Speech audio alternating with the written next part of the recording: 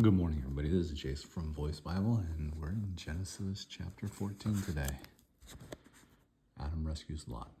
At the time when Amraphel was king of Shinar, Arioch king of Elasar, Kedorlaomer king of Elam, and Tidal king of Goyim, these kings went to war against Bera king of Sodom.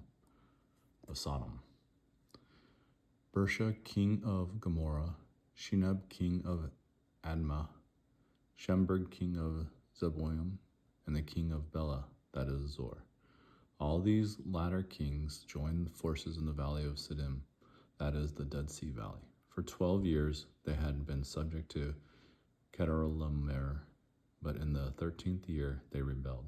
In the 14th year, Kedorlaomer and the kings allied with them went out and defeated the Rephates in Asherton, Karnaim, the Zuzites in Ham, the Emites in Shab, Kirathaim, and the Horites in the hill country of Seir, as far as El Paran near the desert. Then they turned back and went to En Mishpat, that is Kadesh, and they conquered the whole territory of the Amalekites, as well as the Amorites who were living in Hazon Tamar. Then the king of Sodom, the king of Gomorrah, the king of Admah, the king of Zeboim, and the king of Bela, that is Zor, marched out and drew up their battle lines in the valley of Siddim against Kedorlaomer, king of Elam, Tidal king of Goyim, Amraphel, king of Shinar, and Arioch, king of Elasar. 4 kings against 5. Now the valley of Siddim was full of tar pits, and when the kings of Sodom and Gomorrah fell, some of the men fell into them, and the rest fled to the hills. The 4 kings seized all the goods of Sodom and Gomorrah and all their food. Then they went away. They also carried off Abram's nephew Lot and his possessions, since he was living in Sodom.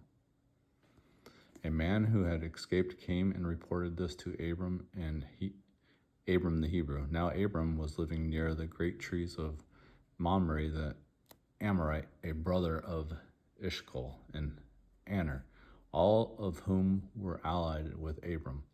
When Abram heard that his relative had been taken captive, he called out the 318 trained men born in his household and went in pursuit as far as Dan.